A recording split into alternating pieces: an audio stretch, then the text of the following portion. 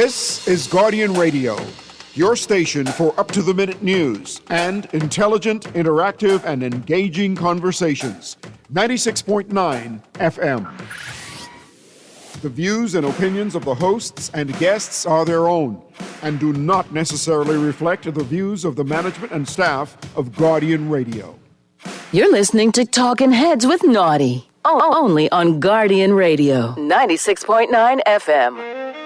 Not even the dogs that piss against the walls of Babylon shall escape the wrath I come to pour. And I shall burn them and burn them continuously, for they never cease to oppress the poor.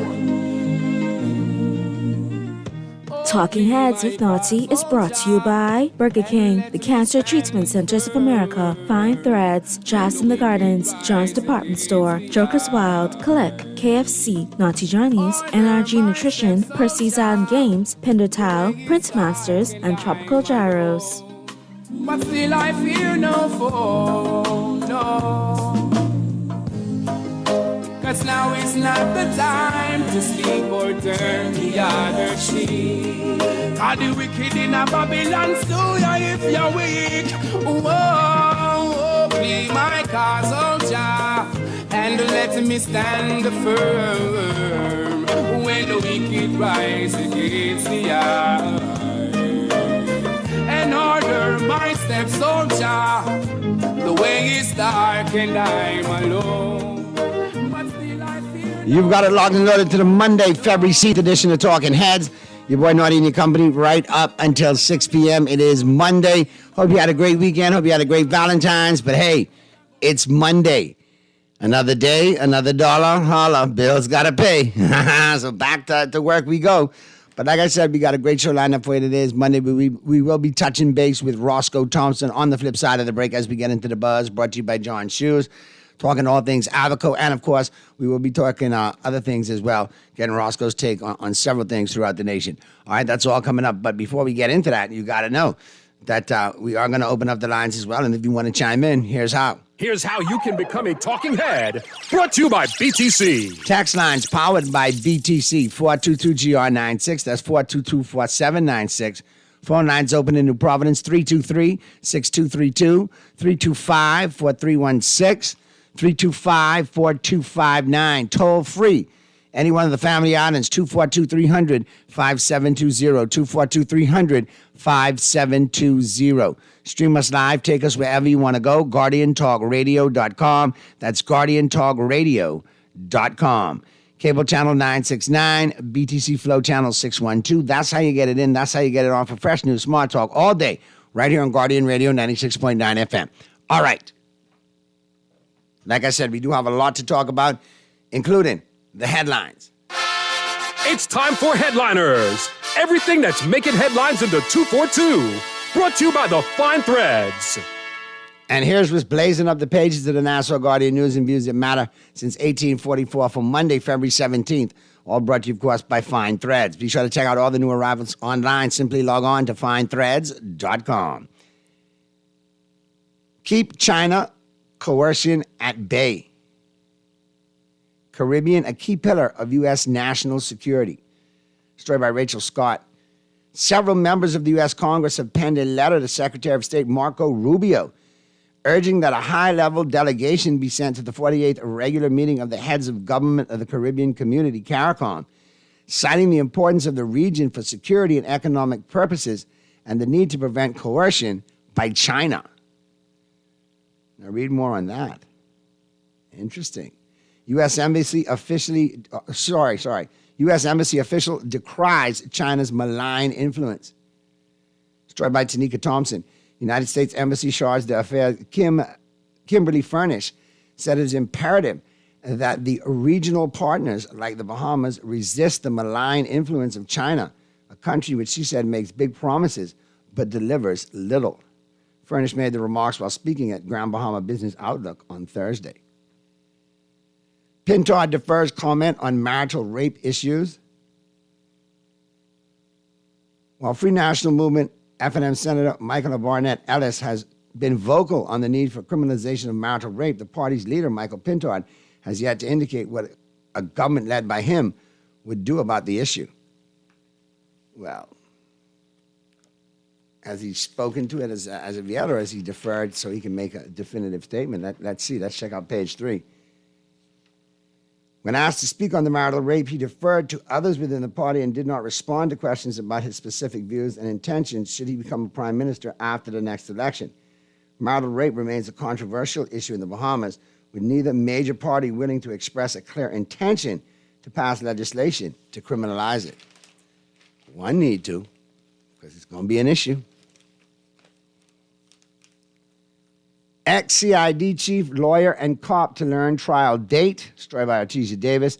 The former head of the Criminal Investigation Department, a defense lawyer, and a police sergeant who faced charges stemming from corruption probe will learn their trial date today. And that, obviously, the article refers to former Chief Superintendent Michael Johnson, Bjorn Ferguson, the lawyer mentioned, for reputed gang leader Michael Fox Jr. and Sergeant D'Angelo Roll are facing charges stemming from the police investigation into the theft of $1.475 million from an armored car company at the airport. All right. That's just some of the stories blazing up the pages of the Nassau Guardian News and Views at Madison's 1844. We'll get to the first break. As we get to the first break, Gas Tracker, Rubis 553, Esso 558, Shell 545. Y'all didn't get your pogo stick yet? You didn't get your skateboard? What about your hoverboard? Y'all better go get one. Prices like done. I get a nosebleed just reading them. Anyhow, first break under the belt. Flip side of the break, we'll get into the buzz. Brought to you by John Shoes. We'll be going live to Abaco. We'll be talking with Roscoe Thompson, all things Abaco. And, of course, today's headlines and other stories that are making waves in the nation. Keep it right where you got it. The Monday, February 17th edition of Talking Heads continues right after this. Neither will I walk in the council all day. All the earth be no God, so mythology and illusion I'll be always burning. Corruption and confusion will be shown in the ash bin. Can't fool the Rastaman with your false doctrine, your false teaching. Oh, what a sin thing. The KFC chicken experts have done it again with the new Kentucky Mesquite Chicken Sandwich, featuring a large 100% premium 120-gram white meat filet topped with cheddar cheese, smoky bacon, lettuce, tomato, and tangy red onions, all drizzled with ranch sauce and served on a toasted brioche bun. Choose original recipe or spicy, but don't wait. This mouth-watering masterpiece is only here for a limited time and only at your favorite KFC. The new Kentucky Mesquite Chicken Sandwich at KFC. It's finger-licking good. John Shoes and Accessories is your one-stop shop for all your footwear needs. You will find what you're looking for among the growing collection of classic and trendy styles with new arrivals every week. John's covers the whole family and has great prices, helpful and friendly customer service. Your experience shopping with us will be time well spent. Shop with us online at www.johnshoes.com. John's also now carries small home appliances, so come on into John's, located on Rosetta Street in Palmdale and Carmichael Road West. John's, we put fashion at your feet. Cancer Treatment Centers of America is now City of Hope, creating one of the leading cancer care and research networks from coast to coast, providing more of what you need. More locations means more care closer to home. More specialists means more expertise. More research means more breakthroughs. More advancements means more treatment options.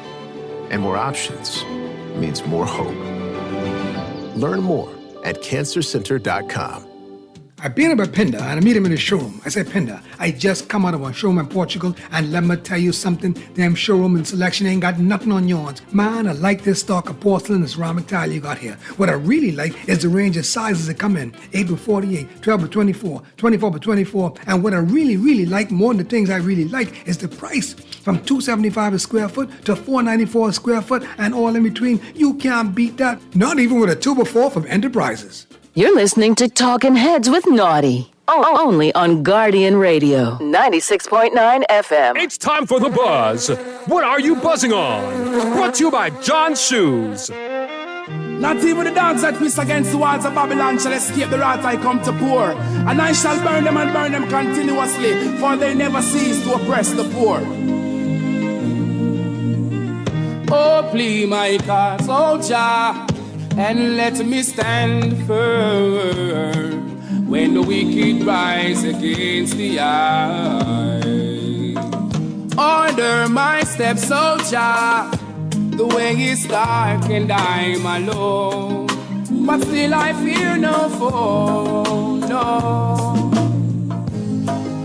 'Cause now is not the time to sleep or turn the other cheek. 'Cause the wicked in a Babylon stew ya if you're weak. Whoa, plead my cause, oh Jah, and let me stand firm when the wicked rise against the eye. And order my steps, oh Jah. The way is dark and I'm alone, but still I fear no foe, no.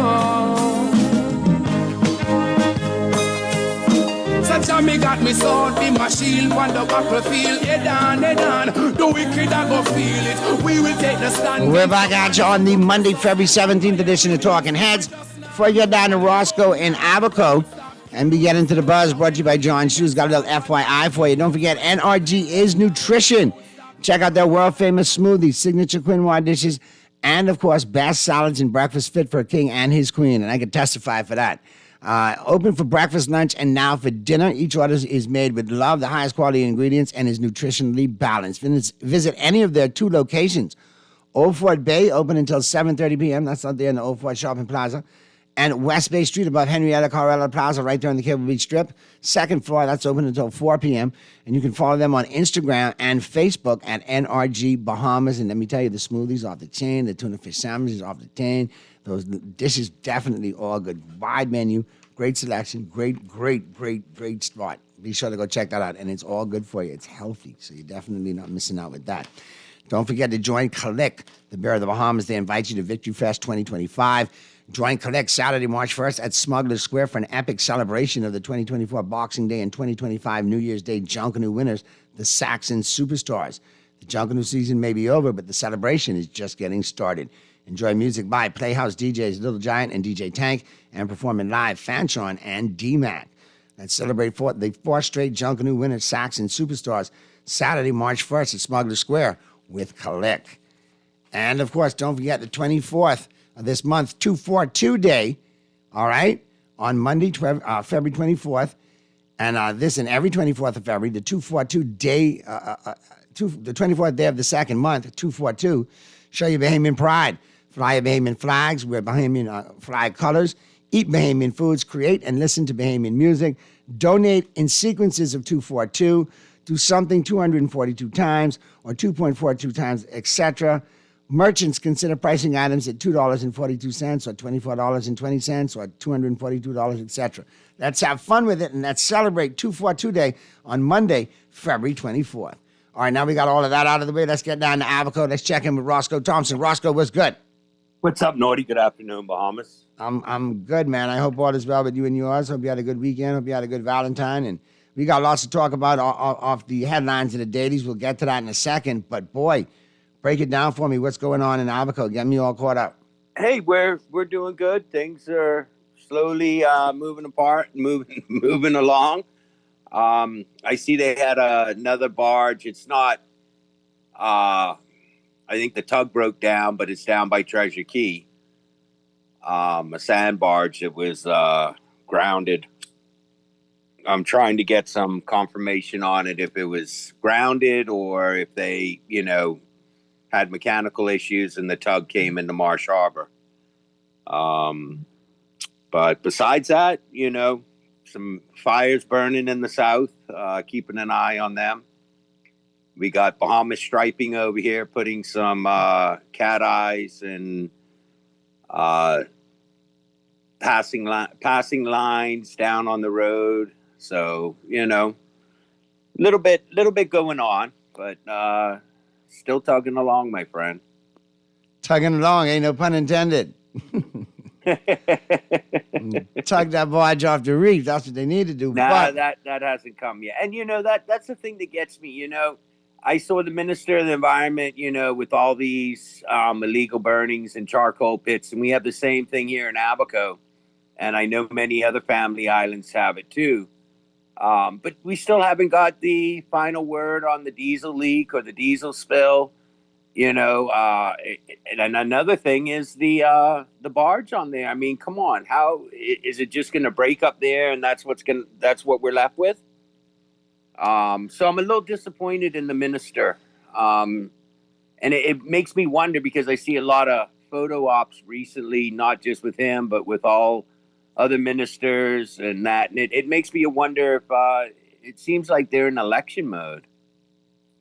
Huh? Repeat that? I said it seems like they're in election mode.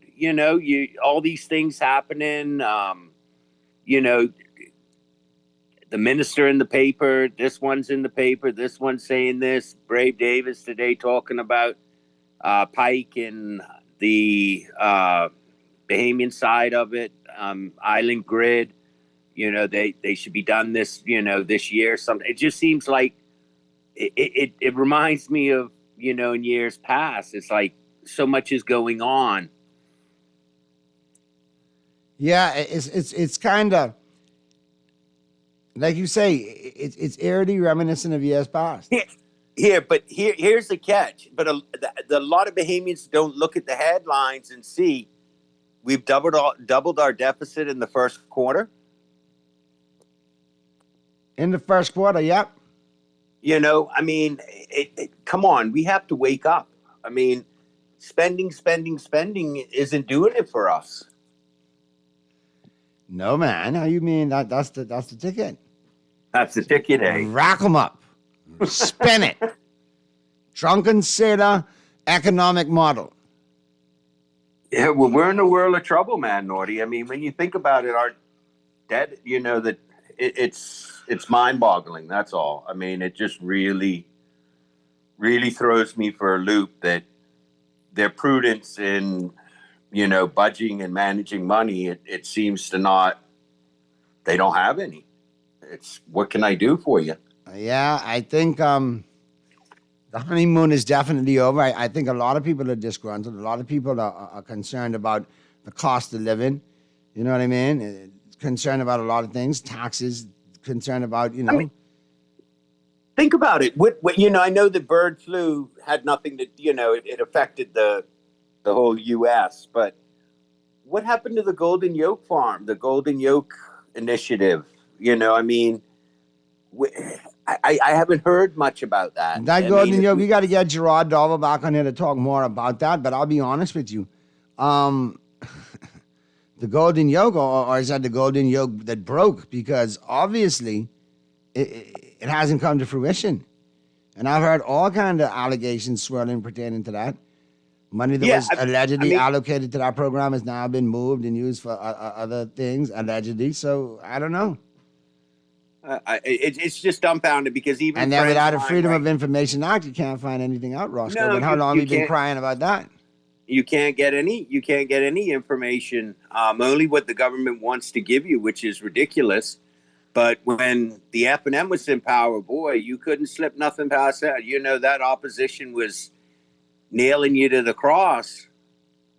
But it seems like it's different for one set than the other set. Well, we've sadly for years had rules for thee and not for me that have permeated, politics and society. And it's not cool. But obviously it's part of who we are. Yeah. I mean, it's just sad that, every day it's the same. Every week it's the same thing over and over. It's like, when are we going to move ahead? When are we going to take this country forward rather than backwards? We have so much to offer, and when we talk about, our natural resources, our sun, our sand, our sea, whatever it may be, it's you have to diversify in regards to other things, Right now, I got friends here in Abaco that are incubating their own eggs because with bird flu, they can't bring in chickens to hatch. Correct. So it's put a strain on the island farmers, and I'll call them island farmers, or the ones that are raising chickens and things like that, because, with the eggs being up to $12 a dozen, people that are selling them are anywhere from $6 to $8, in that regard. So you're saving $4, but you cannot buy the quantity because we do not have the people producing, and now they have to incubate the eggs to hatch them because you can't bring in any because of the bird flu. Dear God.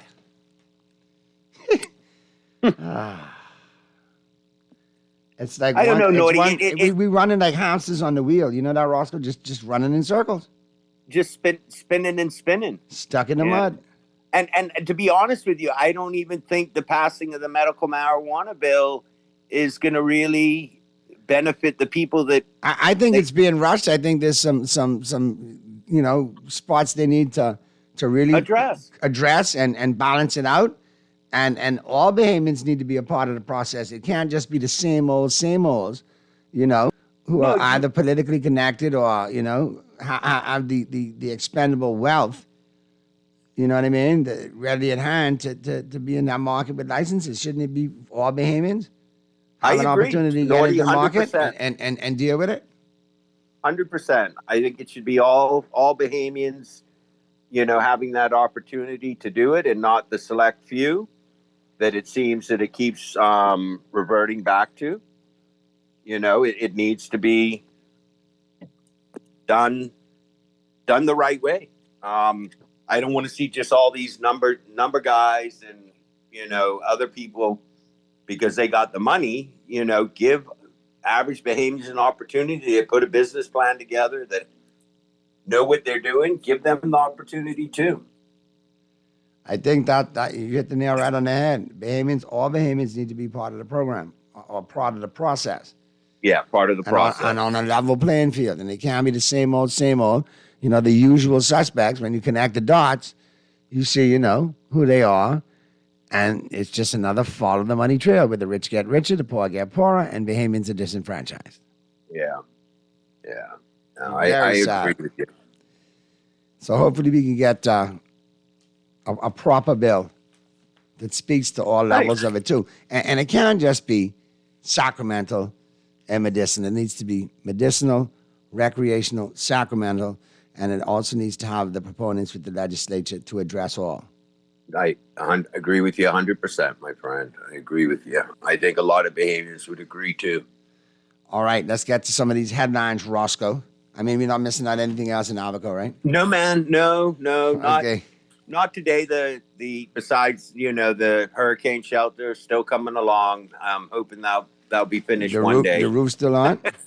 Yeah, the roof's still on. Good. I'm glad to hear that. All right, let's look at some of the headlines in today's Guardian. This is the major headline right here. Keep China coercion at bay. Caribbean, a key pillar of U.S. national security. This story by Rachel Scott. And apparently several members of the U.S. Congress penned a letter to Secretary of State Marco Rubio urging that a high-level delegation be sent to the 48th regular meeting of the heads of government of the Caribbean community, CARICOM. And obviously that concern is to prevent, citing the importance of the region for security and economic purposes and the need to prevent coercion by China. And I will go back to Baha Mar and look what they did to... Do you think that was coercion by China? Well, what do you think it was? Coercion by this the former PLP administration, and that's a China state-owned company. So you don't think they had ties with that, my friend?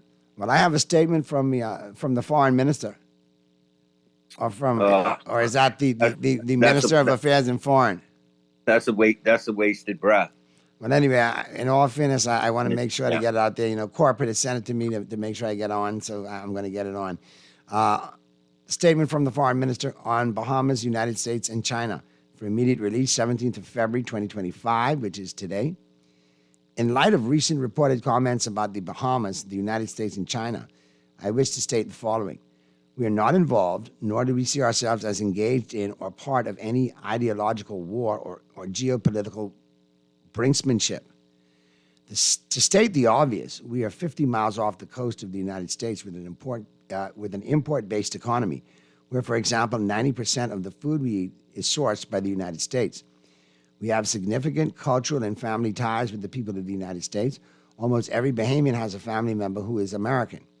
We have diplomatic relations with China just as the United States does. We do not interfere in China's internal affairs, and they do not interfere with ours. There is no evidence to support the view that this country is being used as a platform by China to attack the United States. We will not be party to any such effort. The relations with China are based on mutual respect. The investments in the Bahamas are on purely commercial terms. There is no ideological quid pro quo. We are committed by agreement when we recognize the People's Republic of China in 1997 to the One China policy. We adhere to it just as the United States does. We welcome all legitimate investment to our country, and each is scrupulously examined to ensure that when approved, it will ensure to the benefit of the Bahamian people and to the security interest of our neighbors. We are in an active search for inexpensive capital to continue with our infrastructural agenda. If American capital is available, then there is a list of study projects that we have to be funded. It is important for both the media and the public at large to appreciate these facts. End. Now, does that just sound like more fluff? Mouth could say anything. And posturing and pontification? I mean, come on. Yeah. We only have, what is that big, huge embassy on Montague coming down Shirley Street, Roscoe? Is that a mirage? Or am I in a different metaverse? Nope. But, Naughty, there it is again. Here. I think it's disingenuous to China to pass it off like, we cool, but it ain't like that. We are very much so. We're very much in bed with China. I mean, if you look at over the years, I mean, they've been a big investor in this country. And, we've had diplomatic relations with them and talks. Well. So don't insult Bahamians' intelligence with the fluff, with the pontification, with the verbal diarrhea. It's horrible. I agree with you. Do you really think with one of the largest embassies outside of America in the world and just really finished building to the tune of hundreds of millions of dollars, do you think the U.S. Embassy would make such statements to deities in this country, keep China coercion at bay, and use such a strong word as coercion, if they weren't concerned or if there wasn't instances not only here in the Bahamas, but within the region, thus that they wanted to meet at CARICOM? And we all know the whole China-America bad blood been going on for years. Yeah, I mean, you think about it, you have two superpowers, and, you have the U.S. that, like you say, is 50 miles away from us.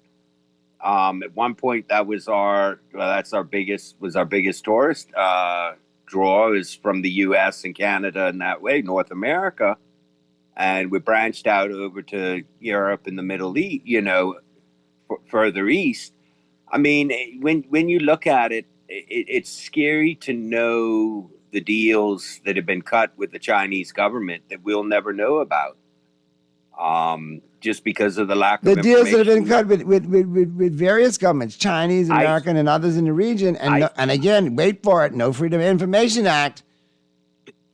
We stay blind and oblivious to everything. No, I by agree. Design. Which is sad. Which is really sad. I mean, Naughty, I don't have any ill will, towards China or the US, but you would think that our closest ally and our closest where we draw a lot from, second home owners, visitors, cruise ships, whatever it is, sits 50 miles off our coast. And if you look at the rest of the Caribbean or other parts of the Caribbean, you'll see China heavily invested in these countries. For what reason? So when we look here, obviously it's a blueprint that works for them, but is it one that's really beneficial to the region? And that's something that I guess we'll know in time, I hope, but we might never know. For real. Let's go to the phone lines. Talking Heads. Hey, what's up, Naughty, St. Petersburg? What's up, Roscoe? Hey, how y'all doing? What's going on, St. Pete?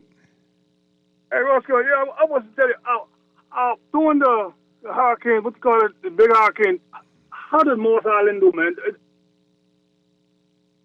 Moore's Island fared okay.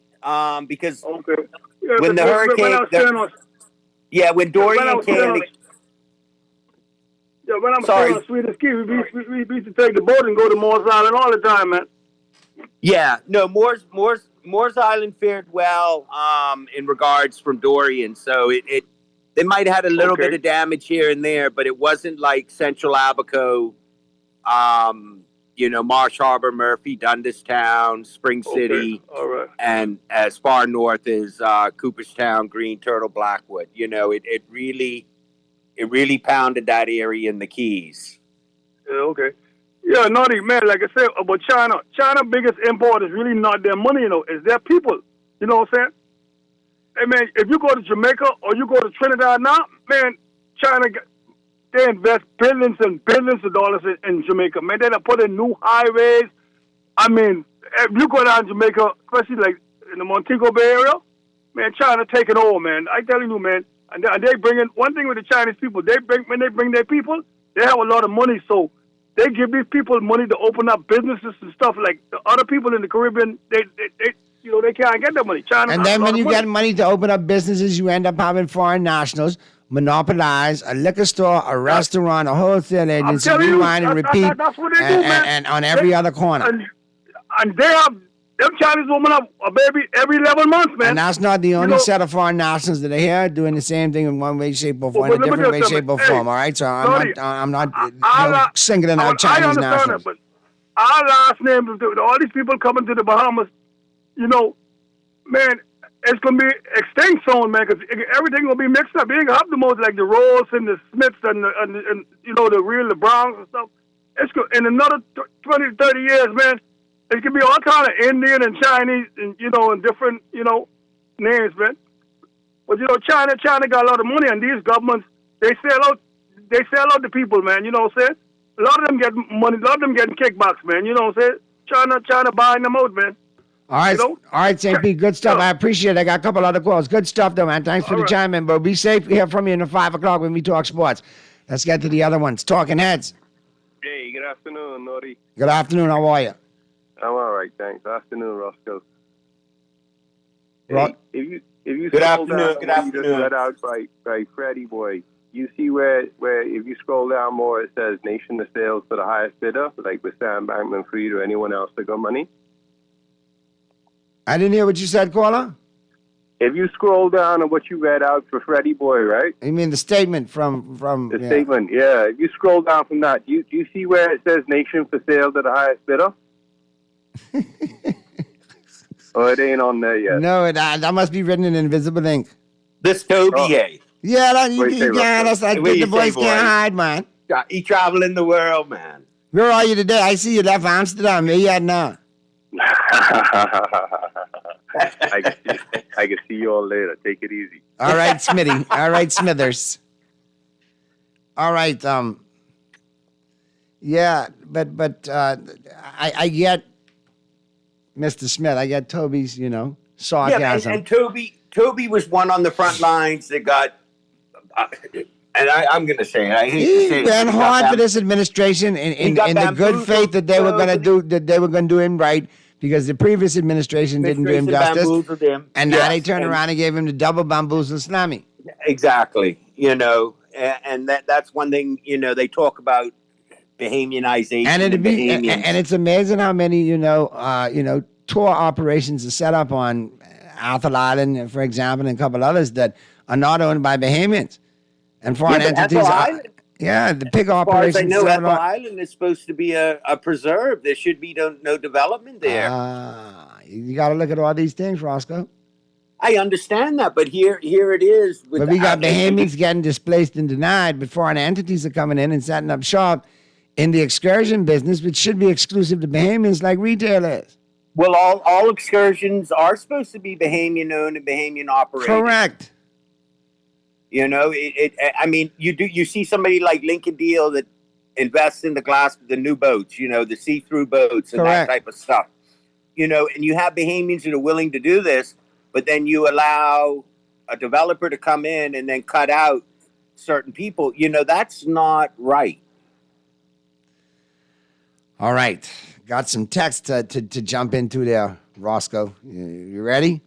I'm ready when you are, Bella. Naughty and Roscoe, the golden yolk turned out to be the golden folktale. Nothing coming out of that.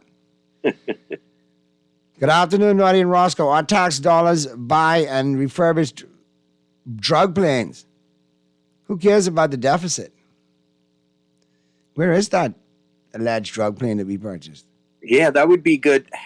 Wow. Naughty and Roscoe, I see why the embassy says what they say.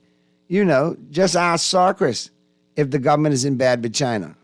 Or Sarkis.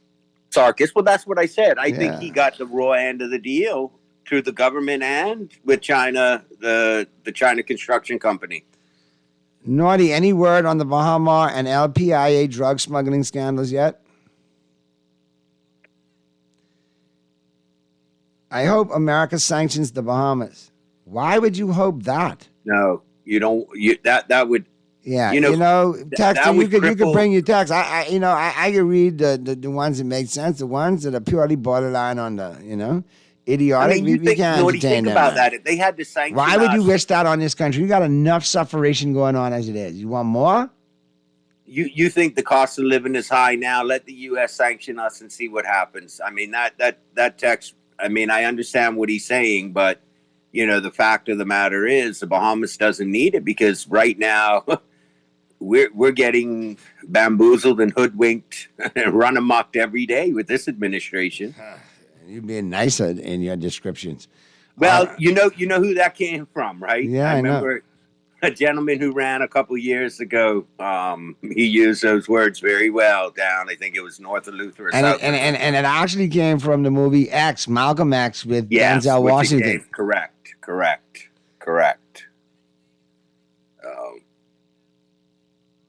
All right.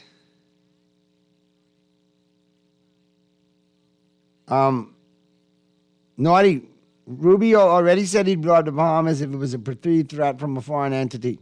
Now, that wasn't Rubio, that was DeSantis. But yeah, man, Ron got to worry about his high-heeled boots. Don't worry about the Bahamas. That guy always said he's way off base with that. That makes no sense. Why would you attack a country that keeps your Walmart in business year-round? You ain't going to do that. Not just their Walmart, man. Yeah, that was the top of the line one, but they did all of them. The Tarjay and all, and the other ones and all too, all over there, all the restaurants, all the shopping, all the malls. A lot of people don't realize back in the day, a lot of Bahamians went and Coral Gables, the Grove, all that area. A lot of that were built by Bahamians. Bahamians were involved in that. They went over there as a labor force. Naughty and Roscoe, if you don't want to get sanctioned, get out of the Chinese bed. Now, I get what you mean. You don't mean me and Roscoe. You mean the country. I get it. But at the end of the day, you still don't want to wish sanctions, on us. Let's find another way to deal with this situation. Be as cooperative as we can and try to avoid sanctions because, like I say, this American administration, the new Trump administration, if they could sanction you, they can sanction you.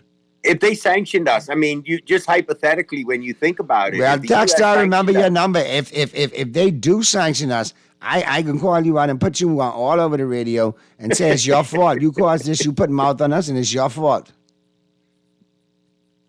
Let them sanction something. It's your fault, Texter. You got to make light of some of these situations or you'll scream. Yeah.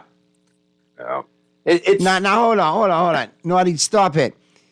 Bahamians aren't keeping any stores in America operational. Now, Texter, don't run off the reservation now, okay? It's clearly, if you look at the Florida Chamber of Commerce and you look at business reports from the state of Florida, they will clearly show that the Bahamian dollar is on the radar, is on the mark, does make a difference, is part of the bottom line for them. So please, I know you have your blinders on and you sticking to your points but at the end of the day, you can't say the Bahamian dollar does not build, especially the state of Florida. And the Bahamian dollar is felt throughout the United States. Whether it's shopping, whether it's business, whether it's school, whether it's medical, we spend in the States. So don't say that the dollar is all part of the process. And it's Big all part time. of that foreign capital that is injected into the states due to services and goods. So please, spare me that. All right? And spare me sanctions on the 242 as well. And Naughty, it'd be great to know too. And I'll put this out there. I'd like to get some information on what's happening with Treasure Key. And I know the heads of the agreement were signed a little while ago. But it would be nice to get an update from the government and the owners on what's transpiring there. Is the deal going through? It's kind of gone. I know they were doing some surveying up there and I guess dotting all their I's and crossing all their T's. I don't know, man, but it needs to be brought to light. We need to know exactly what's going on. Well, it gets right back to the same thing that we talk about every week, the Freedom of Information Act. Tired of saying it, but I won't stop because we need one. We desperately need one. Will we get it? Would any administration stick to it and deliver it? I don't know, but we do need one. I'll tell you that much. They have to. Somebody has to put it to where it has teeth and it has some gumption to it. The reason why I say that party or that government that does that will probably secure the next general election. Correct. Just by knowing that you have a Freedom of Information Act that has teeth to it, that holds people accountable, even if it's me running for central government to know where my funds are coming from, or, there's no reason when I go in, if I'm worth $1 million, when I come out, I'm worth $7 million. Something's wrong there, Naughty. Go in $1,000 air, come out a millionaire, and nobody knows. And we've seen it happen time in and time again. Mm-hmm. And I just to change the subject here, you brought up something on the headlines earlier with Senator Barnett Ellis, at the marital rate. And, I have to give her credit for speaking out on this matter because it's something that I believe in wholeheartedly. And I do believe it's something that the party believes in too. And I think that Pintard, when the time is right, will address it. In regards to that, Naughty, if your wife tells you no, what does that mean? No. Okay, thank you. That's all. You could be married or not. If the woman tells you no, a man tells you no, then it's no. And people fail to realize it is a two-way street. When you talk about marital rape, it goes both ways. Yeah. So I think it's a subject that we need to have been put to bed a long time ago. Yeah, and the loopholes in the legislation should be closed, and it's something that it needs to be addressed. It shouldn't be talked about all hush-hush and quiet. It's a real issue that needs to be dealt with and needs to be talked about and needs to be solved. And our laws, too. These men raping 6, 7, 13-year-olds getting 5 years, 7 years. We have to do something as a country. Our legislators have to change these laws. If you are having sex and you're taking advantage of a 13 or 14-year-old and you get 5 years, I mean, come on. I mean, Naughty, that's unheard of, especially with 2. Yeah. I mean, these things need to be addressed and they need to be dealt with. I mean, and it seems this administration is stepping around all these issues and not addressing none of them. I know they are tough issues to address, but that's what you're there for. You're there to address legislation, moving this country forward, being accountable and transparent to the people of the Commonwealth of the Bahamas. And this administration likes, with all the issues going on, likes to govern with what I call the ostrich model. Just stick your head in the sand, wait for things to blow over, and then when everything goes, okay, let's put out a little statement, let's keep it moving. That's a good. It's crazy. Let's check these other texts.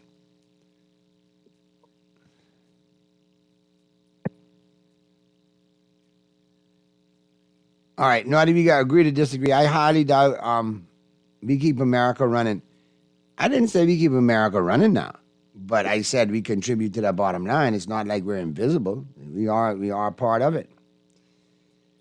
We do, Naughty. I mean, just as an example, with my son going to college, I mean, that's when he was in Florida, West Palm Beach, Atlantic. Each year it went up. It started off at $27,000 a year, and then it went up to 30 and 32. And that's with the scholarship. Oh boy. Now he's out in Arizona State, the Sun Devils, so it's a little less expensive. Little less expensive. I know you're enjoying the heck out of Arizona. Was that Rocky? Yeah. Tell him enjoy Arizona, man. It's a good little spot. You'll have fun there. But like I said, it is, we all have, children abroad, and it ain't cheap. Nope. And who benefited off that? Not us. Uncle Sam. That's one Uncle way Sam. or another. So don't say we don't contribute to the Bahamas. I mean, the Bahamas don't contribute to that bottom line. We do. The Bahamas injects billions into the southern states. Okay, aren't the southern states part of America? So the other tax, good tax right here. I got you. But that's a good tax in point. To the other tax's point that we don't do it. We do. We are a part. It is felt. If it's the southern states, the northern states, the east and the west, and regardless, obviously in the southern states, because of proximity, we have made impactful contributions. Anyway, Roscoe, it's been fun, but we got to run, my brother. We'll do it again next Monday. I hope you have a great remainder of the week down there in Albuquerque. And we'll do it again next Monday, man. God bless, and God bless the Bahamas, and let's just keep tugging along. Let's just keep doing what we got to do, and you have a great week. Stay out of trouble, and let's get it right. All right, my friend. Thank you for having us on again. And next week I'll try to get Daphne from the Chamber of Commerce to join us. We haven't had her in a little while. Sounds like a plan, man. Good stuff, and I look forward to talking to you next Monday, man. All right, Bo. Be safe. You too. All right, we'll get to the break. Flip side of the break, we got Cuban Willie's numerology report, brought to you, of course, by the Island Game. It's Monday. He's got the 3-ball for you. Then we'll get into the news, and then at 5 o'clock, we'll be talking sports. Pearlie will be joining us, so keep it right where you got it. The Monday, February 17th edition of Talking Heads continues right after this. Lost the words of your substance. I'll never go with pagans go. NRG is nutrition. Check out our world-famous smoothies, signature quinoa dishes. We have the best salad and breakfast fit for a king and his queen. Open for breakfast, lunch, and now dinner. Each order is made with love and the highest quality ingredients and is nutritionally balanced. Visit any of our 3 locations. Old Fort Bay, open until 7:30 p.m. West Bay Street and Gladstone Road in the Monrose Complex, open until 4 p.m. Follow us on Instagram and Facebook at NRG Bahamas. NRG, nutrition ready to go. Refined style with elegant taste, then fine threads is your place. If you want those slacks hemmed or just taking the waist, then fine threads is your place. If you wanna look suave and debonair everywhere you go, like you're supposed to be in a video, wanna step out and look great, then fine threads is your place. Refined style with elegant taste, then fine threads is your place. Is your place. Is your place. The KFC Chicken Experts have done it again with the new Kentucky Mesquite Chicken Sandwich, featuring a large 100% premium 120-gram white meat filet, topped with cheddar cheese, smoky bacon, lettuce, tomato, and tangy red onions, all drizzled with ranch sauce and served on a toasted brioche bun. Choose original recipe or spicy, but don't wait. This mouth-watering masterpiece is only here for a limited time and only at your favorite KFC. The new Kentucky Mesquite Chicken Sandwich at KFC. It's finger-licking good. All I do is win, no matter what. Feeling lucky? Here's Cuban Willie's numerology report. Brought to you by the Island Game. Wepa! Buenos dias! Soy yo, Cuban Willie, and it's Monday. And it's time for my numerology report, brought to you, of course, by the Island Game. And the 3 words for today, the 275.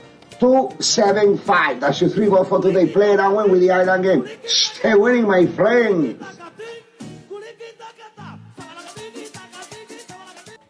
You're listening to Talking Heads with Naughty. Only on Guardian Radio, 96.9 FM. Yeah. I'll never go in wrong congregation. Boy. Rastaman about pagan, so Talking Heads with Naughty is brought to you by Burger King, the Cancer Treatment Centers of America, Fine Threads, Jazz in the Gardens, John's Department Store, Joker's Wild, Click, KFC, Naughty Johnny's, NRG Nutrition, Percy's Island Games, Pindertowel, Prince Masters, and Tropical Gyros. I'll never go where the pagans go. Never do what the heathens do. We're back at you on the Monday, February 17th edition of Talking Heads. And listen, I got a couple of things I got to address from the first hour. Look for Pearly, man. Pearly trying to zoom in right now. But, we were talking, candidly with Roscoe on a lot of things. And these two texts, I wanted to get in. Naughty paper sits still and allows anyone to write anything on it. The U.S. knows exactly what's going on. And this one right here, just in the text is going back and forth. One says, the bombers did not contribute to the growth of America and to the bottom line.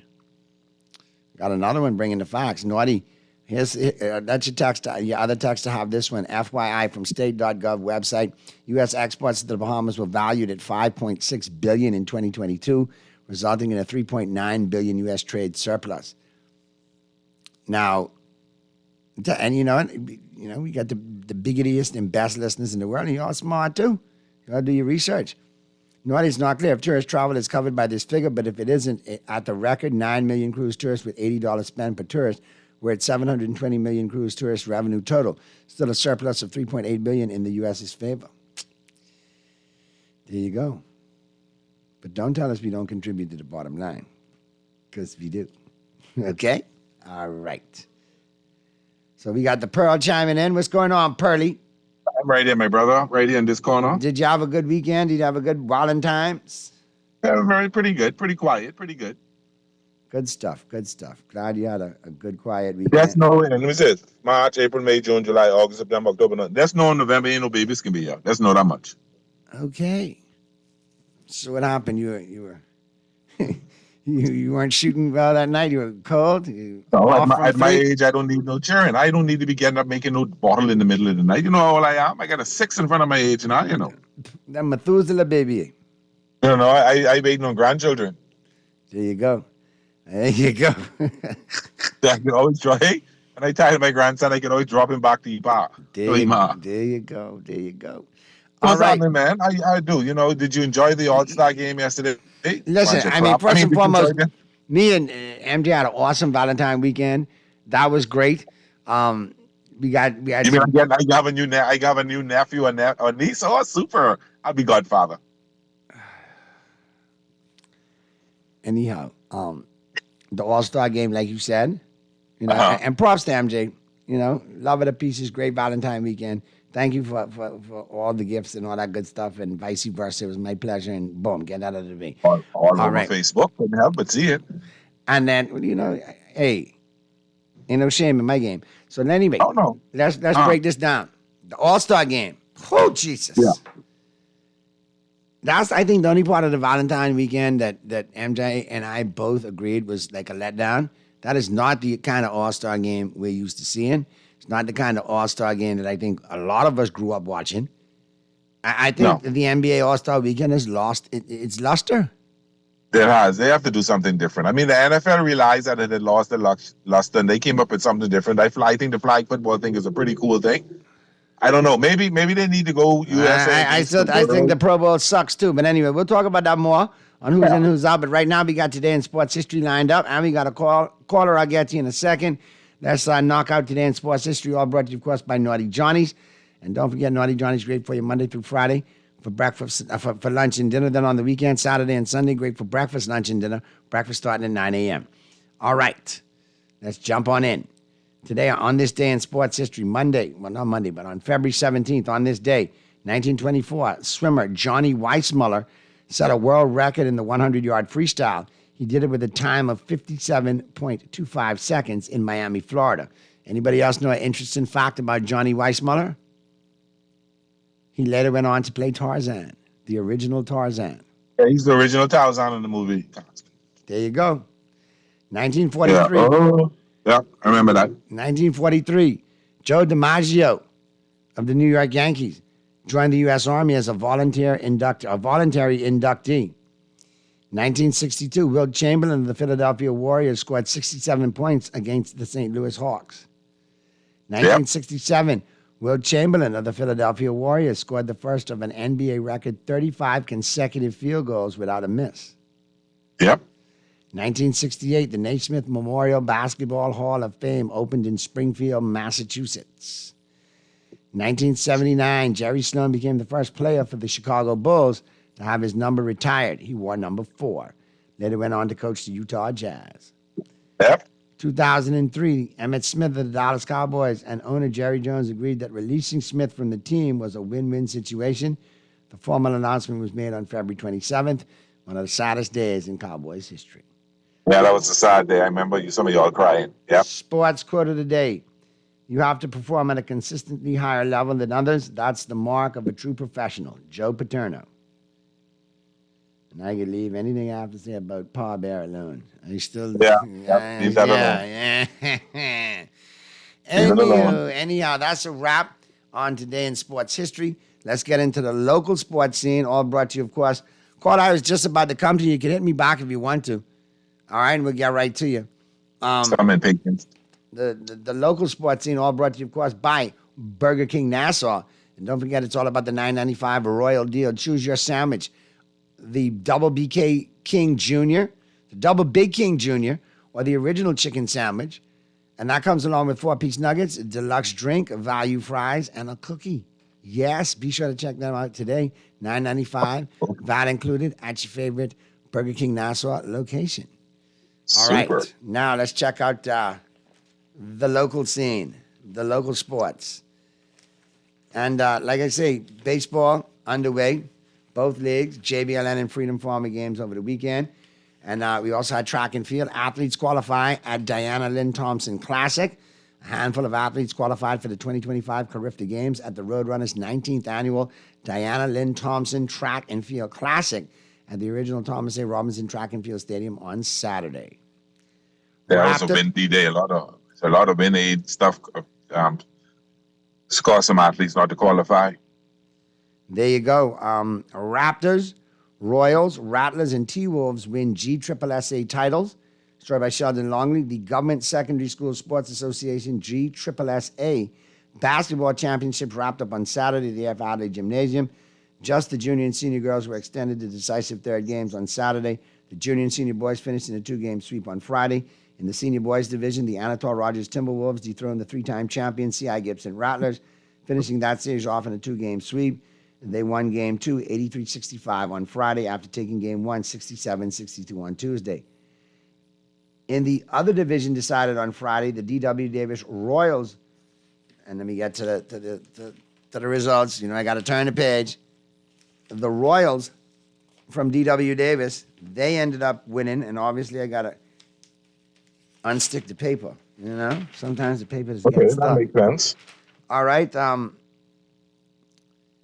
They outlasted the C.H. Reeves Raptors, winning 53-51 to take the series 2-1. They won Game 1, 71-46 on Tuesday. In the decisive third game of the Junior Girls Championship, the Raptors defeated the Royals 35-23, successfully coming back to win the last 2 games of the series after dropping Game 1. They lost Game 1 on Tuesday, 36-34 in overtime, and they squeezed past the Royals in Game 2, 42-41, and then got a convincing win in Game 3. Senior girls division went to 3 games after losing Game 1, 37-31. The Rattlers stormed back to win 2 straight over the CV Bethel Stingrays and get a backdoor sweep. They won Game 2, 30-24 on Friday and took Game 3, 38-28. So good basketball action coming in over the weekend for sure. And then Hugh Campbell tournament gets underway today, so that should be exciting. Hugh Campbell tournament is kicked off today. For God's sake, can a team from Nassau, from Nassau and New Providence win? I mean, I tired of hearing my wife bragging that the trophy going back to Grand Bahama because it's their trophy.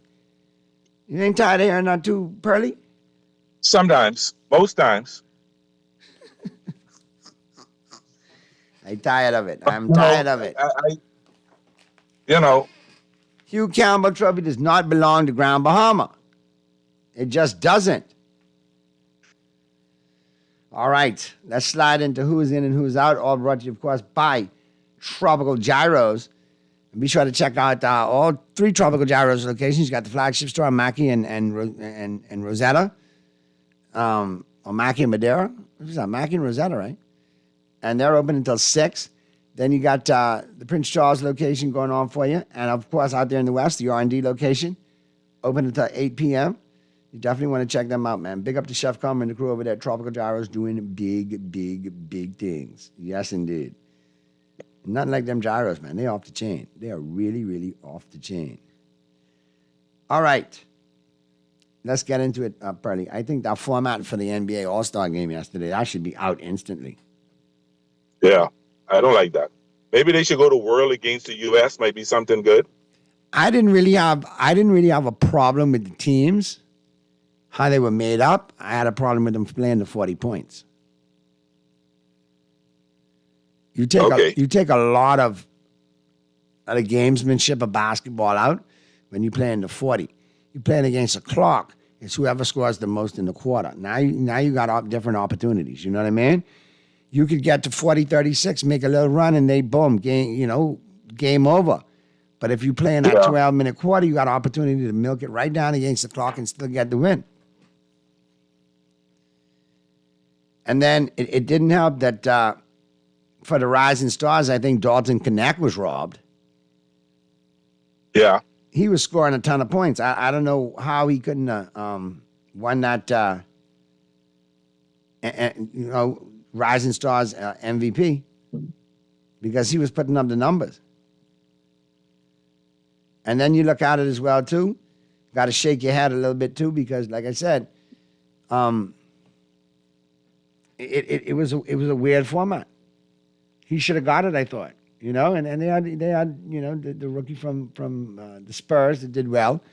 But just because you lost to Matt McClung and a white boy won the dunk contest for the 3rd year in a row, that don't mean, Dalton Connect should have been. That boy, oh, man. That was the only thing. That was the only thing good about the thing is his dunks. His one. The kid from Cleveland, I think it was Cleveland, or yeah, which one? Who came second? He was all right. No, he's from San Antonio. He's from San Antonio. San Antonio, yes. That white kid get down. I like his creativity. I like. Matt McClung is a wild man. Yeah, they say he had more dunks than he scored points in the league. Pretty much, because he don't never really be in the league. He's a G League guy. They bring him up to the NBA every now and again, but to be honest with you, he could just straight jump out the gym. You sure can. Can't take that from him. He got some springs. He gets up there. Got to give him his credit. And he gets creative with the dunks, too. I mean, the last one, a dude spinning on a hoverboard, you catch one and dunk it, grab another ball and dunk it before you come down. I mean. And then the one where he jumped, took it, touched the rim, and then dunked it. I thought it was kind of cool, too. Yeah, he earns his 50s now. I can't take it away from him. Yeah, he earns his 50s. That was some good. That was good. Other than that, I didn't like the 3-point shooting. I thought Buddy just folded up in the finals. He should have won that. I was not impressed. I was not impressed with the weekend. It did not impress me at all. I thought the games were a waste of time. I wasn't going to watch it, and I decided to watch it, and I'm sorry I did. Ah, boy. I think a lot of us were disappointed. But Draymond Green was on point. I mean, he didn't mince his words. He called it garbage. It is garbage. It's straight garbage. LeBron pulling out and not playing, I think that's straight garbage, too. But that right there was selfish. That was selfish of him because he knew he wasn't going to play. He should have pulled out a long time ago and allowed someone else to get a shot. That was very selfish of him. To enjoy all the festivities and in time to come play, you pull out. I thought that was very important. I was already upset that Ja Morant wasn't on the All-Star squad. He got the numbers to be on there. How come he don't get on the squad? Yeah, exactly. Shannon Sharp he ate into LeBron for that. Stephen A. Smith almost had a baby. He was so excited about Shannon Sharp being real about what LeBron did. It was selfish of him. It was selfish. But LeBron's very selfish. I said, oh, Lord, when Naughty hear this, Naughty's going to eat this one up. No, I just asked LeBron being LeBron. That don't change. That's who he is. That's what he does. It's those kind of things that alienate folks. But as we get into who's in and who's out, man, news out of the NFL, looks like Minnesota made that Sam Darnold walk. I would let him walk too. I don't care how good a year he had. He folded up and it counted the most. He looked like the old Sam Darnold when it counted the most. And Kellen Moore, new head coach down there in New Orleans. So we'll see how the Saints end up. Yeah, it'll be interesting to see. We'll see what he can do. He's got an opportunity as a head coach now, so let's see how it happens. How it works out. Trying to get Nussmeier from Philadelphia to be the offensive coordinator, and he's interviewed Staley, the former Chargers head coach, to be the defensive coordinator, and Staley's pretty good as a defensive coordinator. Yeah. So we'll see if Kellen has surrounded himself with people who are going to help him succeed, or if it's just New Orleans, they snake bit, they got talent issues, and they got a lot of rebuilding to do. But I think he's one who could take a last place schedule and get that team in the conversation. Okay, if you see me cut out for a minute, I'm switching from my data to Wi-Fi, so it does that every once in a minute. But just give me 2 minutes. Yeah, man. No problem. Okay. If you get dropped, it's all good. What we'll do is we'll take that fresh break now, and then on the flip side of the break, we'll get back into it. We'll be talking NBA, we'll be talking NFL, and of course, I'm sure we'll be talking baseball too, because pitchers and catchers have reported. So I'm sure we'll hear some baseball news from Pearlie as well too. That and more coming up as the Monday, February 17th edition of Talking Heads continues right after this. When the wicked rise against the eye, order my steps, O Jah. The way is dark and I'm alone, but still I fear no foe, no. 'Cause now is not the time to sleep or turn the other cheek. 'Cause the wicked in a Babylon stew ya if you're weak. Whoa, plead my cause, oh Jah, and let me stand. Naughty Johnny's restaurant can only be described as the experience you want to recreate again and again and again. Their motto is simple food done well. You're welcome into their home at Naughty Johnny's, where you can dine on crack conch fritters, and other Bahamian favorites. There's also an international flair that's guaranteed to offer something for everyone. Enjoy a good meal and listen to a live band on their patio Friday and Saturday nights, or brunch on Saturday and Sunday, only at Naughty Johnny's restaurant in the Old Town Plaza, Old Fort. They're open 11 a.m. till 10 p.m. Monday through Thursday, 11 a.m. to 11 p.m. Friday, 10 a.m. to 11 p.m. on Saturday, and 10 a.m. to 10 p.m. on Sunday. Naughty Johnny's. Well worth the John Shoes and Accessories is your one-stop shop for all your footwear needs. You will find what you're looking for among the growing collection of classic and trendy styles, with new arrivals every week. John's covers the whole family and has great prices, helpful and friendly customer service. Your experience shopping with us will be time well spent. Shop with us online at www.johnshoes.com. John's also now carries small home appliances, so come on into John's, located on Rosetta Street in Palmdale and Carmichael Road West. John's, we put fashion at your feet. Pinda has a new line, the Sky series of porcelain. It comes in 4 colors: Sky Noir, Sky Gris, Sky Glance, and this one, Sky Azure. As the name suggests, you would think it has a strong blue component, but the blue is kind of like just a hint in the overall coloring of the porcelain. The blue feature runs more or less the center of the tile, and that's surrounded by light shades of gray. The Sky Azure, like the others in the series, needs to be seen to be appreciated. Stop by Pinda Tile and have a look at Sky Azure, one of the 4 in the Sky series. The KFC chicken experts have done it again with the new Kentucky Mesquite Chicken Sandwich, featuring a large 100% premium 120-gram white meat filet, topped with cheddar cheese, smoky bacon, lettuce, tomato, and tangy red onions, all drizzled with ranch sauce and served on a toasted brioche bun. Choose original recipe or spicy, but don't wait. This mouth-watering masterpiece is only here for a limited time and only at your favorite KFC. The new Kentucky Mesquite Chicken Sandwich at KFC. It's finger-licking good. You're listening to Talking Heads with Naughty. Only on Guardian Radio, 96.9 FM. Yeah. I'll never go in wrong congregation. Boy. Rastaman a born pagan, so I'll never go where the pagans go. Never do what what the heathens do, cause Rastafari give out the guidance. I'll never say what the daddy just say. For Emperor Selassie, I trust and obey. Rasta words of your substance. I'll never go where the pagans go. Never do what the heathens do, cause Rastafari give out the guidance. I'll never say what the wicked ought say. Neither will I walk in the council no day.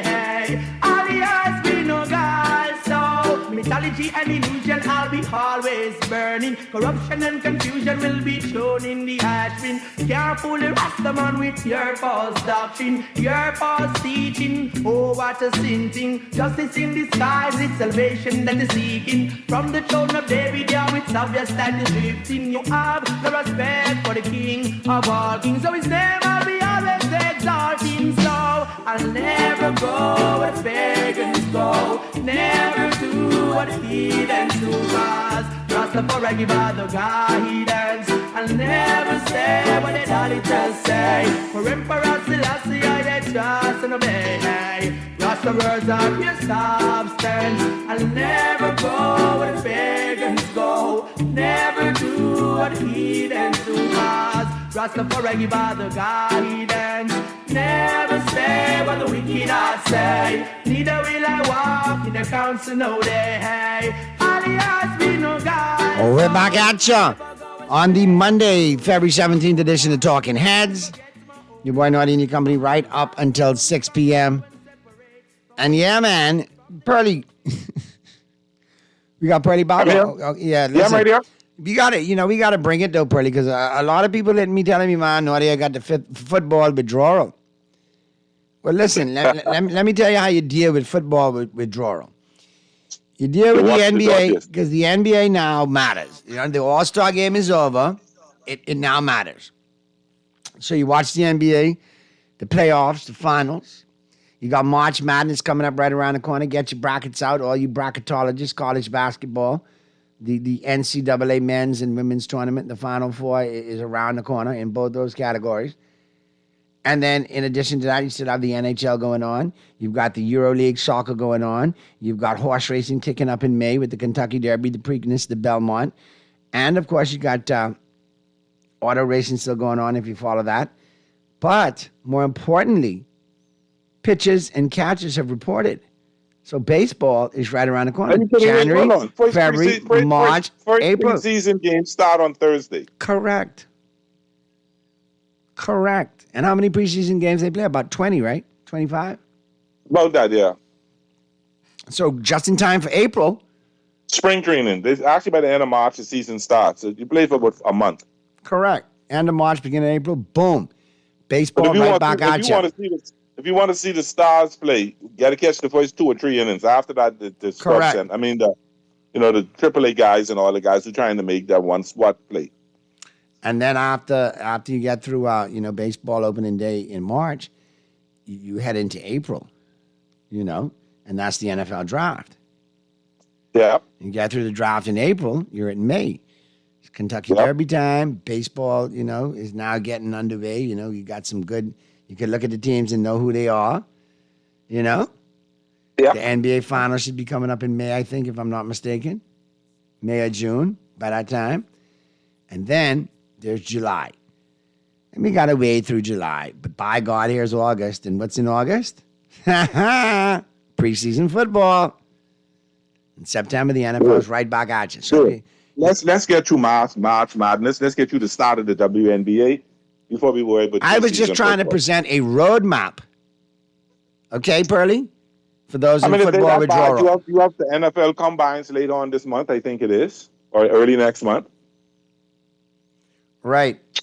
So you get to see some football players. And then you have actually the Summer League starts soon too, Which Summer League? The XF or whatever. I don't know what they call it now. Yeah, but I try to avoid that. That was bad. That I really got to be jonesed up for a football game to watch that.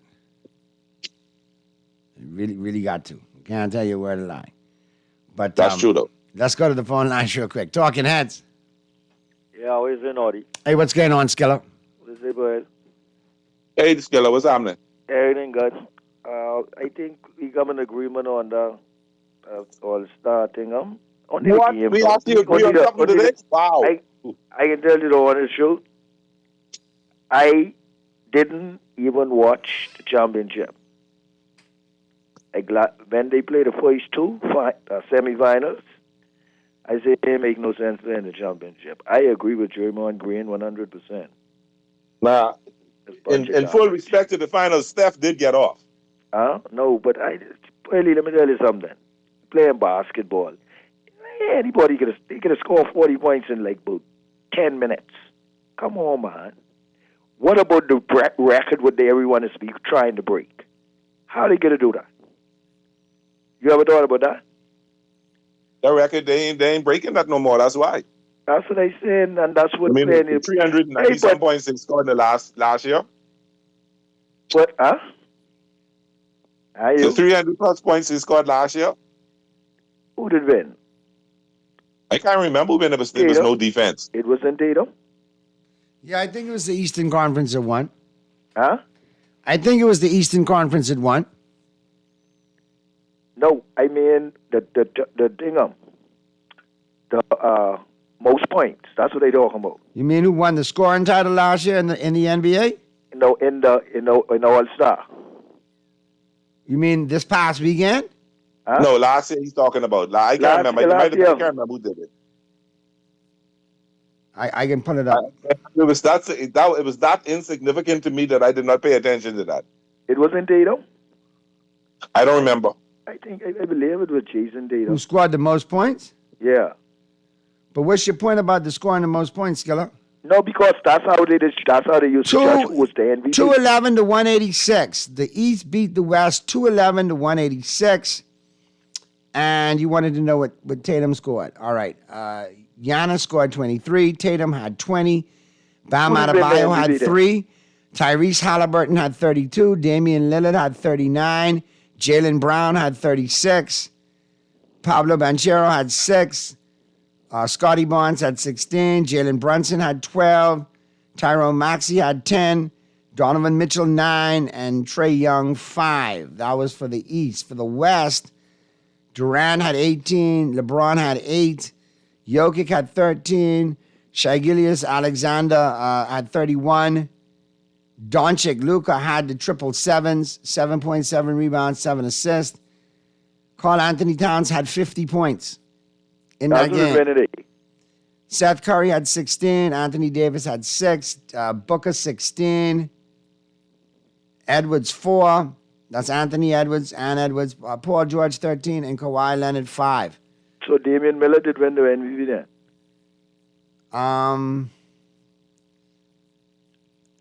You say no, 31. Karl Anthony Towns. Karl Anthony Towns won it. He scored the 50. Oh, okay.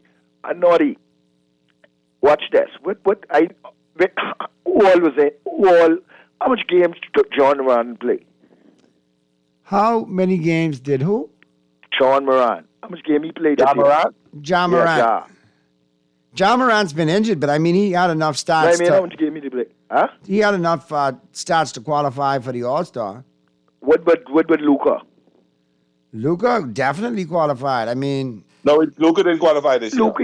No, not Luka. No, Luka didn't qualify because he was injured. He missed the chance. That's what I'm saying. What about your boy from what do you name, man? What the team name? What Brandon Ingram was from? The Pelicans. The Pelicans. Zion Williams? Yeah, what about him? How many games he played? Zion Williams only played but 40 games all last year. Less than that.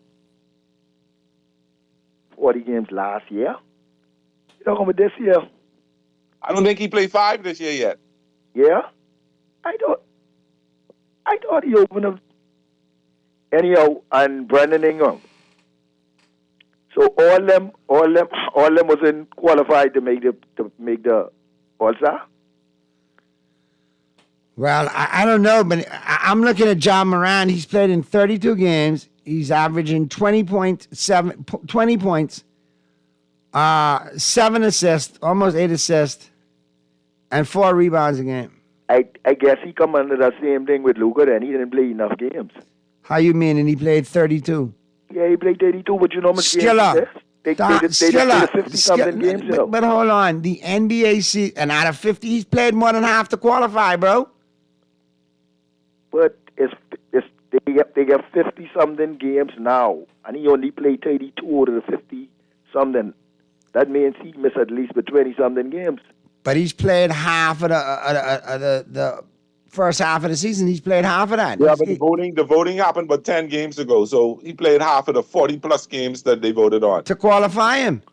The voting happened. But why they didn't qualify him? They only qualified by Jackson. Yeah, but a lot of people got snubbed this year. You only could get 24 players. And he was battling injuries, so I think he went the same route as Luka. Had the same fate as Luka. You were injured, you missed games, so you don't get the black. Okay. I mean, I just don't like how that setup though. That didn't make no sense. Because with the Rising Star team, they should have done it like how they used to do the regular time. The Rising Star played the rookies. The Rising Star. Back in the day, it used to be the rookies versus the second-year players. Yeah, that's what they say in the South Park. That's what they used to call them. The sophomores, yeah. Sophomores, right.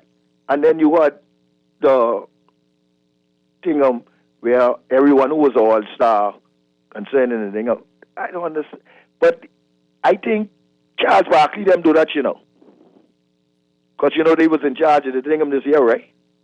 No, they only picked them. The NBA did that. No, I'm talking about any of them picked the floor mat. They were saying it. You didn't listen to that point? Players. When they were saying, when Ernie and Tingham was saying it, Ernie and what that boy name? Who even a basketball player? They picked the players. Michael Hart or whatever he name. No, I ain't talking about Charles. Them was picking the players. Listen. I ain't talking about that part. I talking about the setup, how they set it up. That's what Ernie and the boy. Format. The setup was done by the NBA. TNT was part of the marketing thing. And they pushed part it. of the marketing is to let each of them have a team that they coach. And get them incorporated. But Skilly, we got a couple other calls, man. Let me get to them. Good stuff, bro. Appreciate you. Let's get to the other calls. Talking Heads. Hey, Naughty and Earl, my good friend, how you all doing? All good, man. Well, it's amazing you all had a long conversation with somebody who probably don't know what's going on in basketball. Steph Curry. Hold on, we here to educate and entertain and inform. and you just calling the jury still out on you is how much you know about the NBA. So let's hear what you got. You get that right. But I know this much though. Steph Curry won the MVP yesterday. Yeah. Okay? And the MVP came from the championship game. And Jason Tatum scored 15 points in that game. Steph Curry had 12 points in that game. But Steph Curry had 4 threes. And those 4 threes were critical to the game, especially when he shot them. And he had one from half court. His foot was on the half court line. And he made that shot from there. And he started out the game with a 1-footer from 3-point. With all those things, they decided No. Actually, the MVP. Okay. So based on and it has nothing to do where they played the game, correct? No, it didn't have nothing to do. They was in Golden State. No. Didn't have nothing to do with honoring Rick Barry and them Golden State team. Hold on. Let me finish. Not honoring Run TMC, you know, the old Mitch Richmond, Chris Mullin, Tim Hardaway, you know, Run 3MC. Come on, man. They was honoring all of that. I would do with that, Naughty. That's what I said. They decided to give him the MVP. That's what I said. And I said that because that's exactly how I thought it. I actually personally thought that Jason Tatum should have won it. You know, particularly how he was the leading scorer. But that goes out the window because Dalton Connect out of the Rising Star should have got that award over your boy from San Antonio. Yeah, I hear all of that, but it all came down to me, to the championship game. That's what determined where the MVP was coming from. Yeah, I'm talking about the Rising Stars who got the award. I know the finals was going to determine the MVP. Yeah. Now, but nevertheless, Earl is right. The NBA came up with that format, and TNT was part of the marketing arm of it, and that's how they sold it. But that was created in an NBA boardroom, and they decided to go with that.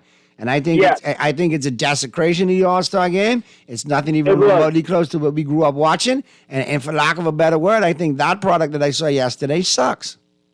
It was. It was a terrible. It was a terrible show, and I do believe that they're going to go back to East versus West next year. I'm hearing that. I think that will happen next year. All right, good stuff, man. I appreciate you calling, bro. Do you know who I like? Who format I like now? What they've done for their All-Star team? The NHL has the 4 Nations tournament instead of having an All-Star game. Maybe that's what. Now, the only reason Russia is not in it because they're banned in an international play for Ukraine war, and then I think the Czech Republic had some other problems. But you have United States, Canada, Finland, Sweden. I think it's a wonderful format because you get quality hockey being played. These guys represent their countries, and I think it's a fantastic. I love what they're doing, and I watched the Canada-US game, I watched the Canada-Sweden game, and I watched a little piece of the US-Finland game. Hockey and great fights, really good fights. I think you watch it for the fights. The US-Canada game was in 10 seconds into the game. When one of the McCutcheon brothers had gotten the fight, and then 15 seconds later, his brother got in the fight with someone else. So it was that's kind of hockey. Fun. It was, that's hockey. You should go to a fight, and hopefully a hockey game will break out. Now, normally, Pearlie and I'll do the picks on a day like today. At this point, brought to you, of course, by the Island game. But the NBA is back, getting back to their respective cities after the All-Star game. You've got a ton of NCAA men's college basketball to bet on tonight, like 20 games. A ton of them. Too many for me and Pearlie to go over right now. You also got NCAA women's basketball. You missed the awesome UCLA-USC game the other night. What do you mean when Juju did her down? See it. Shh, quiet. You know, I saw Juju go off. Juju gave him the business. Yeah, she sure did. She gave him the business. You could clearly see at this stage of her career, she's infinitely better than Caitlin Clark ever was. Anyway, let me continue.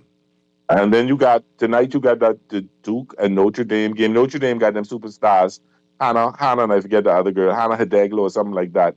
Oh man, that girl could play some basketball. That should be a really good game to watch tonight. There you go. The Duke Notre Dame game. And the Island game also reminds you the NFL is over, but they still got the big NBA takedown promotion coming up.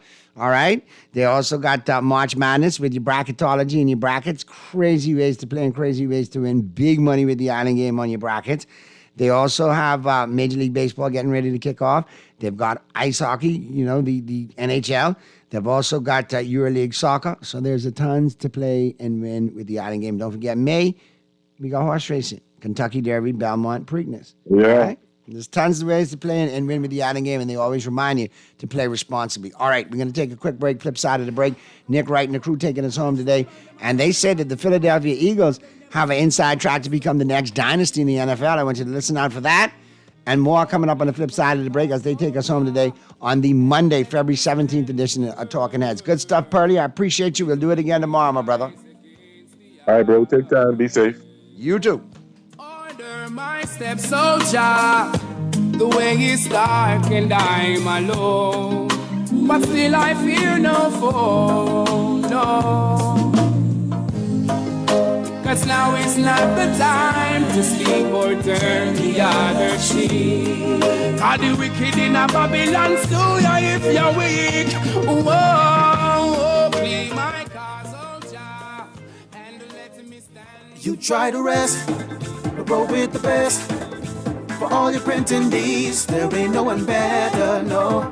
For posters and banners, magazines and flyers, for window decals, greeting cards and newsletters. No job too big and there's no job too small. You name it, we can print it, just give us a call. Let Print Masters bring your masterpiece to life. Located in the Nassau Guardian Building, telephone 302-2361.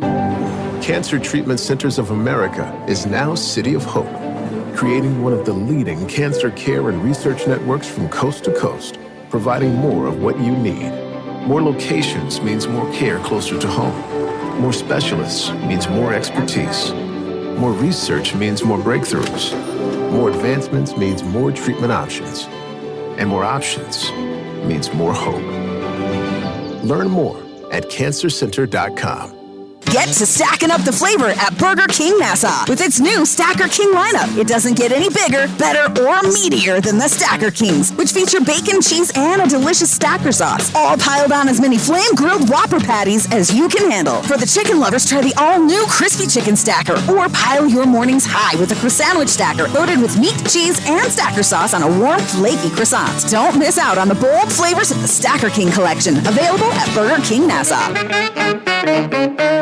You're listening to Talking Heads with Naughty. Only on Guardian Radio, 96.9 FM. Yeah. I'll never go in wrong congregation. Boy.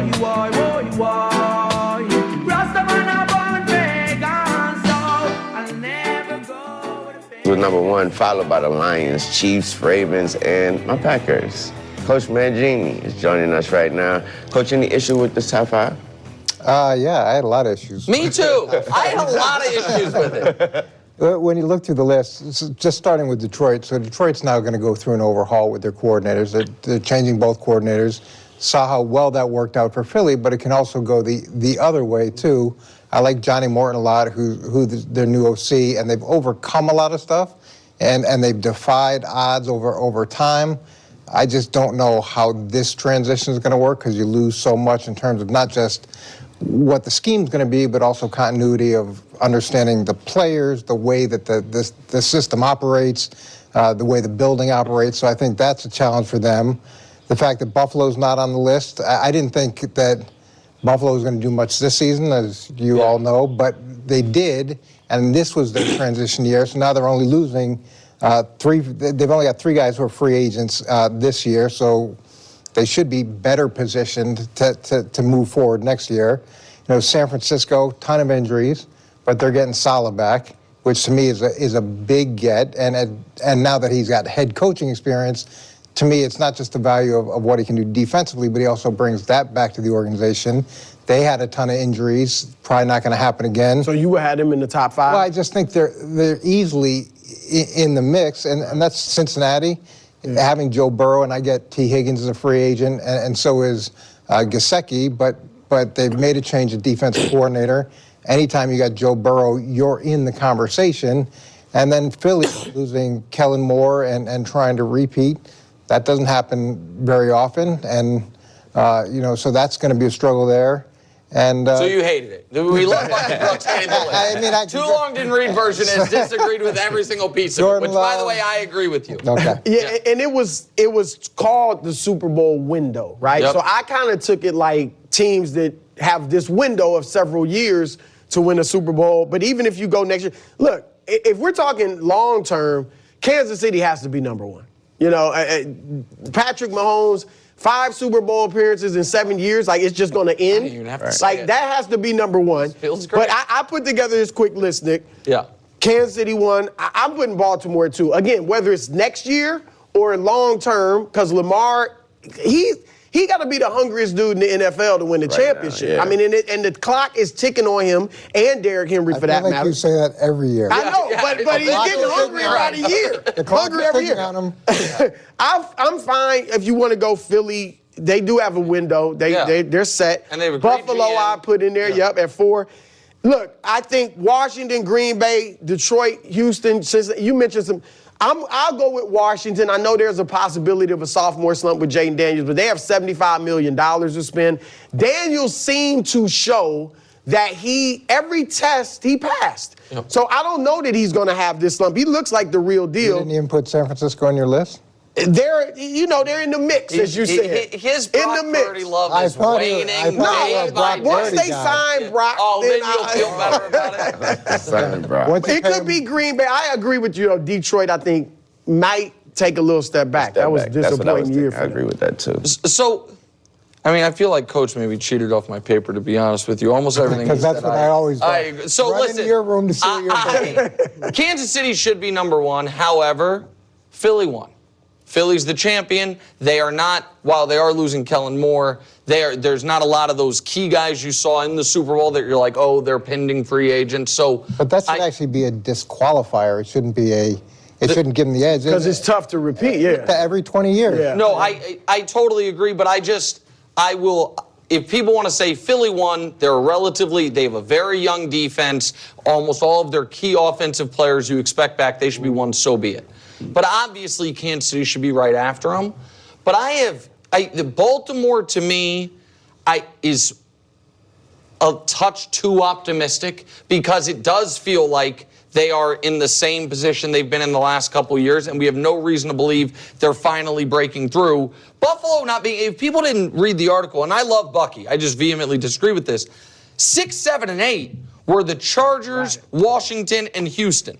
So he did not have in the top 8 Buffalo, San Francisco, or Cincinnati, who at San Francisco, if you believe in the quarterback, has to be on there because of what they've done over the last half decade. Cincinnati and Buffalo, when you have a young not young, but young-ish, but superstar quarterback in the peak of his prime, they've got to be on there. Here's my question for you about Green Bay. So Green Bay has a ton of good players. Yeah. I don't know if I think they have any great players. No. And that's my only concern about why I don't know that I would have Green Bay on there. I think that guys, I'm really sorry. I love you all. I'm just not going to have. I'm not gonna do Lil Wayne football takes. Okay, I mean, didn't Skip Bayless learn that just doesn't go anywhere? So let's just talk about this list right here. Okay, let's just get to it. I don't need to hear Lil Wayne's Green Bay Packers take. So I'm sorry. I apologize, but first off, Nick Wright making sense putting the Philadelphia Eagles number 1. I mean, the fact that Mangini and Brew, he's like, I'm putting the Chiefs 1 and then the Ravens 2. And I wouldn't have a problem putting the Eagles 3. Oh, you wouldn't have a problem? The team that went to 2 Super Bowls in the last 3 years? You wouldn't have a problem with that? The team that just hung 95 points in their last 2 games and demolished the Kansas City Chiefs? You wouldn't have a problem with that? That's good. That's good. You wouldn't have a problem with that. What are we saying? Yeah, they lost their OC, and they're going to lose some players probably in free agency. But the Eagles have now gone to 3 Super Bowls since 2017. Like, what are we doing here? The Baltimore Ravens, none. The Baltimore Ravens have actually gone backwards. They were in the AFC Championship game last year, or in 23, and now this last season, it's weird to already reference this past season as the past season. They couldn't even get past the Buffalo Bills. So just stop. Why do we keep doing this nonsense? Why do we keep doing this with this nonsense? And you have more belief in the 49ers, Mangini, than the Philadelphia Eagles? Huh? The team that for the most part was fully healthy, minus a Greenlaw injury, definitely a bad injury in that Super Bowl, but you had the Avengers all healthy, Debo, Ayuk, Kittle, McCaffrey, Purdy. They didn't look like the Philadelphia Eagles. They didn't look like the Philadelphia Eagles did in that Super Bowl. No, sir. No, sir. And again, to be fair, I think all of these teams, that's why I have no desire at this point right now. I have fun doing that. I like to put myself in a corner sometimes and be like, you have to pick top 5. Who is it going to be? I'm sorry, in February, I have no desire to do that right now. I have no desire to force myself to only pick 5 teams. But I know if I had to pick 5 teams, it wouldn't be those 5 teams. And yeah, I am also putting KC. Like if I really, because it's like if I was really going to do this, yeah, I would put Philly and KC number 1. I would put them both. I would do the tiers and put them both at the top because they both are the only 2 teams right now that have consistently shown their ability to get to the Super Bowl. You can make the argument the 49ers as well. You can make that argument. But the 49ers also have some pieces that are a little, and again, I believe that the 49ers will be good in the future and will right their own ship. But it's not clear to me that they'll be able to do it like this coming season immediately. Like that, because they do have some issues that they are working through. They do have some pieces that are older in the wrong positions. So there is that unknown factor,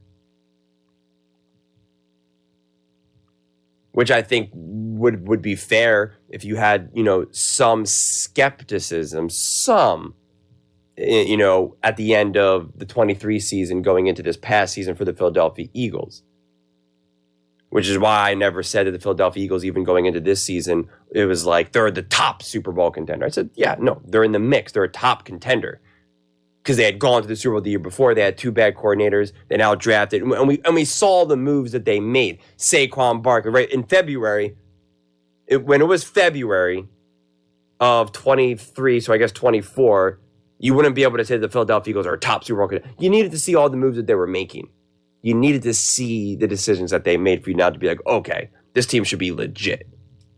So that's why I think it's okay to kind of like kick the can down the road a little bit for the 49ers. See what they do in the draft. Let's see, what pieces they pick up in free agency, et cetera, et cetera. And there are legitimate question marks now around the Detroit Lions. Again, the Philadelphia Eagles know better than anyone. They experienced 2023, so they know. But then again, to not have the Buffalo Bills up there, and you're going to have the Green Bay Packers up there, and you're also going to put the Green Bay Packers over the Washington Commanders.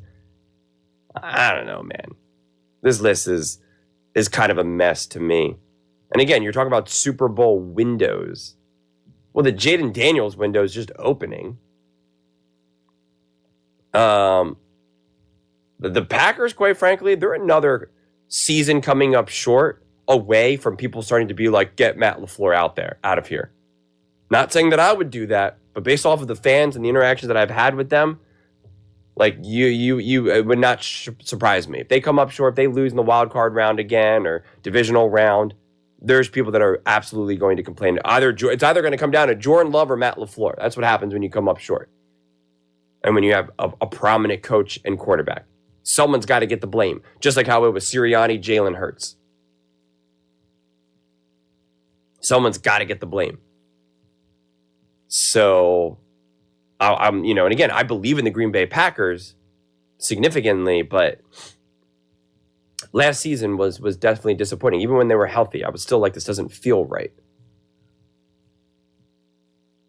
And if you're so positive in the Green Bay Packers, well, then it's like, well, then you should have some of that positivity then about the Houston Texans.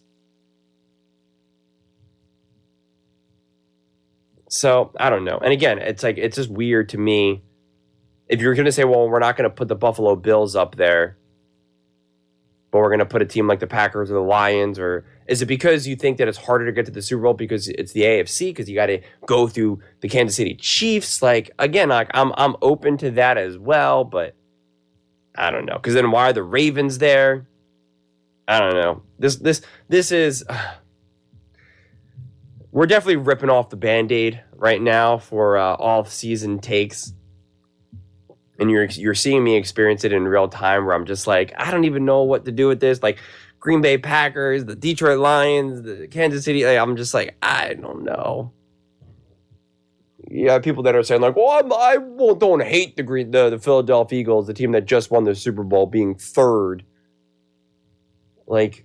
And then you're talking about all the issues that the Eagles will have where they're going to lose some pieces or they'll lose their coordinators, right? Because the Philadelphia Eagles haven't shown their ability to find their way through that path. And again, we're talking about windows. We're not even talking about it just next season. If this was the list for who's got the best chances to win the Super Bowl next year or who do you think will win, then I can understand.